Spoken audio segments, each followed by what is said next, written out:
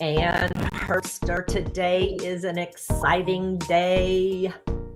It's a challenging, tough topic for many. Not for all, but tough topic for many. It is. But it's good about the money, honey, because it's important. Absolutely. Come on in. You're not successful. Yeah, exactly. Come on in and say, hey, we are about ready to get going here. Today is day 4 of the Coach Business Guide Launch and Grow Challenge. Okay. And it is all about the money, honey. Let me get this thing. Here we go. Hey, come on in and say, hey, welcome. If you're coming in from Facebook or YouTube, wherever you are, out and about, out there in social media, welcome. Good to see you. Good to see you, Miss Ann Herbster. Hey, Rhonda, how are you? I am great. And we are the co-authors of the Coach Business Guide. The path to launch and grow your coaching practice. And this challenge, we've been working hard this week, haven't we? Covered a lot of ground.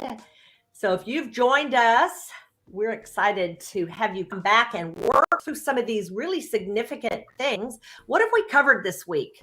Lots. Your support group, like how do you build a team around you to help you get going? And then we talked really thoroughly, deeply about your ideal client. And yesterday we covered workshop details, like a foundational workshop, some of the elements that you need to have for that or a coaching package. Right. And today it is money. Absolutely. We are planning how you're going to be financially successful. And we know it's the hardest part of the business. I think money is hard for most people. I think that people struggle with this topic. You know, how do I value myself? How do I know what to charge? You know, can I just give it away? And the reality is people expect you to charge. You're doing a service. And, you know, free is not, it's not perceived as valuable as when you charge for something. People value things when they have to pay for it. They'll engage. Oftentimes, you know, I've run events where they were free and we'd have to over plan because we know we'd lose a big percentage of people. When something's free, there's not that commitment. Yeah, sometimes they just don't show up. Now, listen, we're not talking about your discovery call because you need to be able to have a, you know, chemistry call, discovery call, just can we work together call. And that should be brief.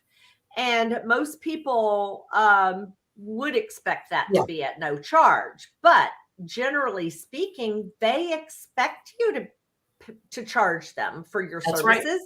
Yeah, and they perceive that value, like you said. But not only that, you want to be paid fairly, because what happens over time is you become resentful of the people that keep calling and dragging on you, you know, wanting continued support. So that's where you want to, you know, kind of nip that in the bud and limit that. Now, one thing I want to add here as we get going, one of the reasons this is the biggest struggle for coaches is because talking about your business and the natural aspects of coaching, that happens in a different part of your mind than the money conversations. Okay, so you can think about it happening in two places, and this is where you live. You love to be there doing your thing because you know what coaches do best, Ann? They coach. Exactly. And so all of a sudden you have to switch gears and think and talk about money, and this is where it becomes challenging for you. Right. So make sure, everybody, you've got your worksheet. And we want you to follow along, jot down some ideas and suggestions you might hear here today from us and or write down things that come to mind for yourself. So let's dive in. Yeah. When you think about price, one of the first places you want to do is think about and understand your competition. Mm. And that means you need to know who they are, and you should know who they are, because you want to keep track of what they're doing, what they're offering. And so the first thing is, who are they, and can you find out how much they're charging? What are other coaches charging? What kind of financial situations do they have? What are coaches making in your area? And we understand geography and demographics is going to play a big part of this. And it does come down to who's your ideal client. So you want to keep track of this. What do they charge? Again, we're still talking competition. And how can you maybe you can capture information from local coaching organizations. This is where that network we talked about, having a mentor and or having other coaches that you're networking with, that's a really good place to start. There are market studies, there's research you can do online that'll give you a range. But what's important is understand what's happening in your marketplace. And then that may vary, because you may find that you're virtual and you can take people from anywhere. And so that may be different. You may not be as concerned as what about the price here, or what can I charge here, because I'm really covering a wider marketplace area. Yeah, exactly. Love that. So the next thing to do is, and this is where I think a lot of us miss out, and that is, we have to capture our costs. What are our total costs that we are spending in coaching? Now, if you've decided to do a workshop, what are all the different pieces and components to that? If you're doing it in a corporation, you don't have to pay for space. But if you're running a workshop through your local community, through your local church, there may be additional costs that you've got to factor in. So what is the cost to produce it? Are there technology costs? Are there material costs? Are there food costs, room costs, all those types of things? You also then, of course, have rental. And then what we always forget is travel. So if you're charging something for a workshop, make sure, if you've got to fly someplace or travel extensively to get where you're going, you want to make sure that you include those costs. What other costs, Rhonda? Any other ideas and some costs to think about? Well, I think you mentioned, food cost, if that is a case, but you may also have some promotion costs. At some point you may be doing some advertising. We do hope that that's the case, right? Yes. That you have fine-tuned your sales process down and can do that. So that would make you have promotion costs.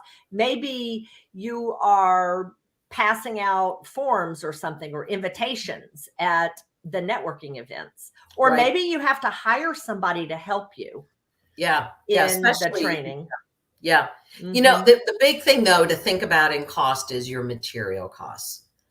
If you're doing pre-work and it's a test and you've got to buy the test, if you have to pay per usage for a copyright item, what are your material costs? And also, as you're thinking about, especially if you're creating something new, and this is where in a workshop, let's say you're asked to create something and develop it brand new. You've got to factor that cost into your total price. If you're going to spend X hours and it's not something that you could readily sell to others, but it's customized, you've got to factor that into your price. Well, sure, because sometimes companies will do that. You'll go in with your foundational workshop and then they'll say, so I'd like to have you in for another workshop to cover this, this, and that. So they are asking for something customizable or customized that you're going to have to actually piece together. And that deserves some, a reward, especially if, like you said, you can't use it again. Which is a possibility too. So the next area, let's jump in. We all need to think about our desired income. And that means, how do you set a price that generates income for you? So we just talked about some things. A lot of the costs are going to be associated with workshops. You know, if have your own business and you have an office, don't forget to include those things. But when you set this price to generate an income, one of the things, there's always this tendency is to price ourselves low. Mm-hmm. And you can do that initially, but you set it as a special one-time introductory price. Because when you start low, it's harder to increase your costs because people see, well, you were charging $100 an hour and now you want 150 or now you want 200. I want the 100. I don't understand. So by putting that out there as your usual rates are X, right, but you have a special price of X minus. So if your usual rates are going to be 200 an hour and you're starting at 125, special introductory. Yes, always call it a special introductory. If you have a workshop that you want to, you know, have you an introductory price, you can always call it a beta test. Yeah. That's another thing. You know, people love to do beta tests because they feel like they're testing out new material and you're giving them a great deal because, you know, but you always want to build in that value. Right. For so, sure. You know, when we're talking about income here and we want you to establish a goal. So let's say your goal is $50,000 and that you need to either replace or generate some incremental income. You've got to then say, how many workshops am I going to run? How many one-on-one coaching sessions? What's the dollar amount that I'm going to charge for each of those? And then how many of those can I run? And you may find that, wow, because I'm already working and because of other commitments, maybe I can only make 25,000 this year. Mm-hmm. Because for me to do 50, I've got to double my investment in terms of time commitment and my capacity maybe just can't afford that. I just don't have that capacity. Right. So you've got to be able to back into your income. And it's not just take a number and go, oh, I'm going to make $100,000 this year. Great. How are you going to do that? Yeah.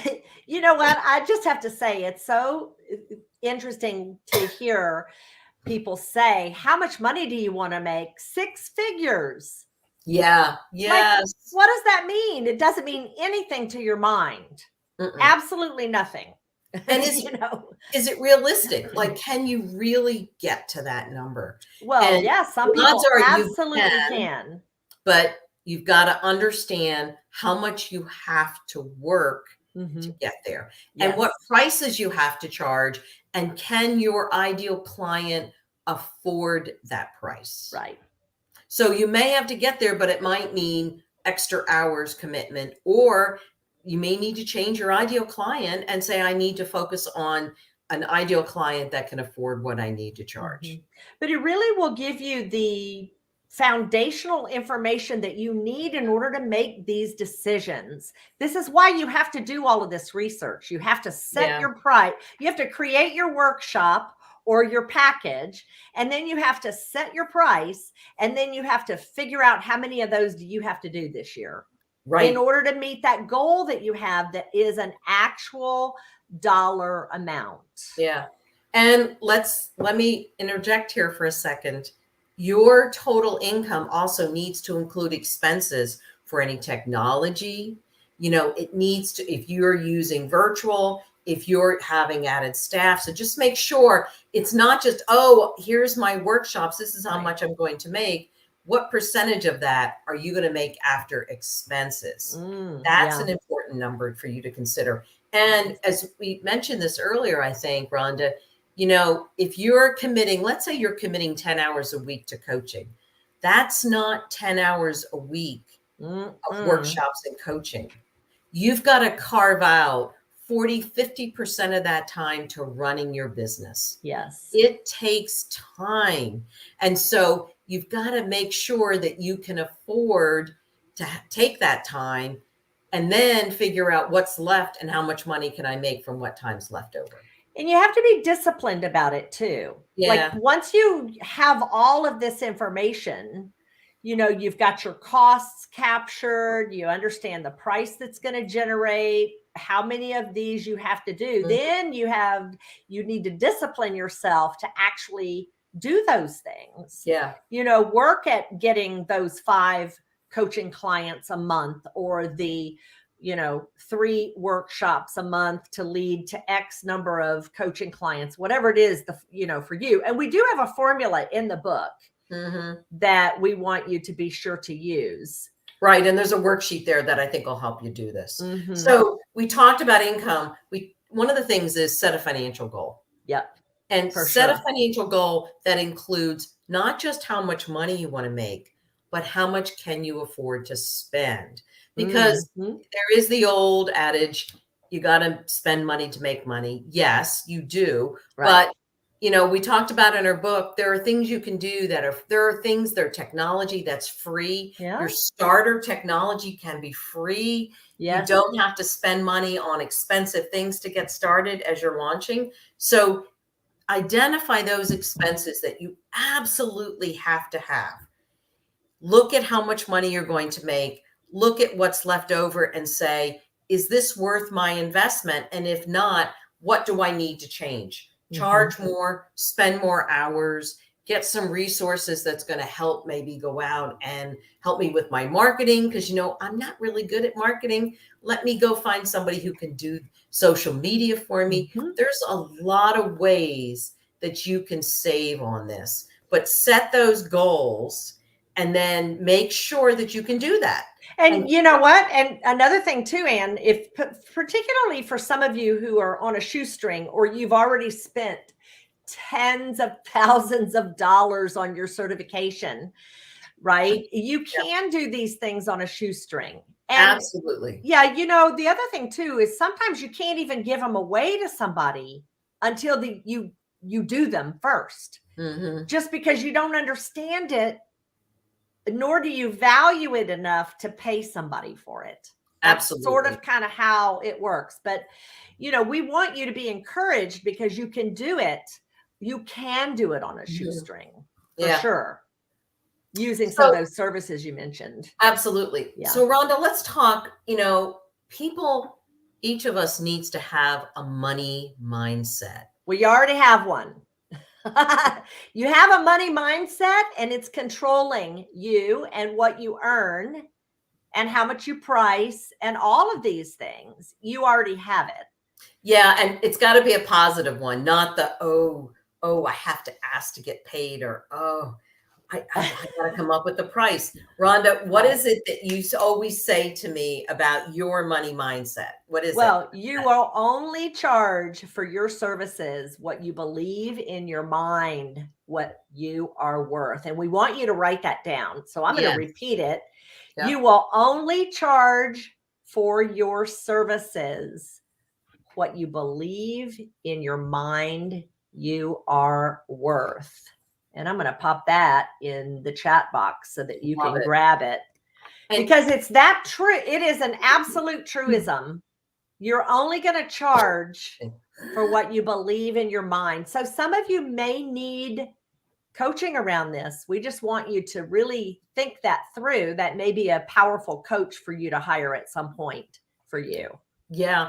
And if you think that you're not worth what you're charging, you're going to struggle charging that. You're not going to get any clients. No, I promise. And I'm not trying to say this negatively, but women tend to have a tougher time with this than men do. Yeah. As a rule, even though we know we're stereotyping. But it happens. And it does. It's funny, when I first started out in my consulting business a couple of years ago, I was willing to take a lower price just to get some customers and to do some work. And I found very quickly that I was sort of resentful of the fact that I was making so little when I knew that I could be making and was worth more. Right. And I went in and said, I appreciate this opportunity. I was working with somebody and I said, I can't do this for this. I need X. And do you know I got it? Of course you did. And so what we're trying to get people, each of you, to recognize is you are worth it. you definitely can ask for this. You are providing this incredible, valuable service to help others. And by finding those right clients with the right products, you're going to get it. Just recognize that your challenges, any of the challenges that you have with money, it comes from growing up. Or maybe it comes from your partner, you know, your life's partner, or whatever.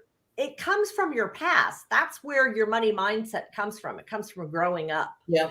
And many of us spiritualize money, you know, and then we feel guilty about charging. Or then after we feel guilty, then the end of the month comes and we don't have enough money to pay the bills. And then we feel resentful. It's like what you just mentioned, right? Yeah. Yes. And then you're frustrated because you don't have the money to pay for whatever. And this is why packaging your services is so important, and pricing it properly the first time is, you know. And so if you really continue to have a challenge with this, we want you to think about you know, hiring a coach for that, because it's an important and talk to others. Yes. Talk to your mentor. Yes, you're not alone. This isn't just you at all struggling. I think a lot of people are struggling with this overall. So guess what? Yeah. Everybody's in the same boat you are. This is an opportunity for you to work together, boost each other's morale, help each other get through this tough thing. So, you know, determining what you want to make and focus on how you're going to accomplish your goals. At the same time, you are absolutely still helping people is the right mindset for you to have to be successful and to achieve your financial goals. Now, can I say one thing, Rhonda? You know, if you're starting from scratch and you don't have an existing clientele and you don't have people lining up or sending emails asking to be coached, it's going to take some time to achieve your goals. So set some realistic goals so that you're not frustrated, and work hard to get there. Yeah. And you can do it. We know you can. And there are plenty of resources available to you. So, well, Anne, let's tell them what is next. Yes. You know, tomorrow is growing and marketing your coaching practice. And this is all about how do you get yourself out there and sell? Because we know, we wish that. What do you mean sell? I know. Well, you know what? We'd love it if they'd line up at my door or keep sending me emails. But the reality is that isn't going to happen. No. So let's face reality, and let's tomorrow talk about how you can create the right networking, the right marketing, and how do you sell yourself? How do you get yourself out there in a way that's you're in front of your right ideal client in the right place with the right information that's going to capture their interest, and they're going to want to learn more, and they're going to want to consider buying from you. So that's it. What's the challenge, Rhonda? What are we going to ask them to do today? So today we would like for you to pop information in the chat box here on this video that lets us know something about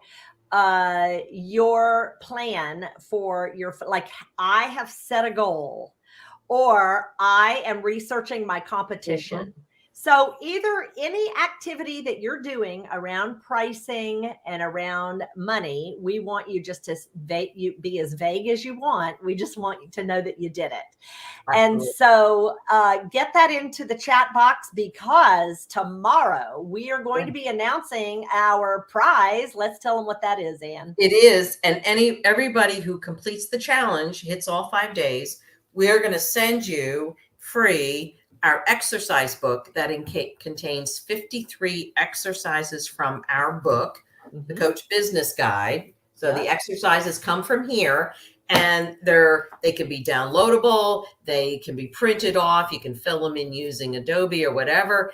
And the whole idea is to help you launch a successful coaching practice. So we're going to let them know how to get that for free. There you go. So I am excited, Anne, Yeah. about the work that we are getting done this week. You guys are doing great and keeping up with it. So just carry on. This Yep. is a great way by watching these videos and just getting some of this work done. That's why we wanted to go ahead and get this challenge up for you. So with that, we will see you tomorrow, same place, same time. And good to see everybody today. Bye, Thanks everyone. for joining us, everyone. Yeah.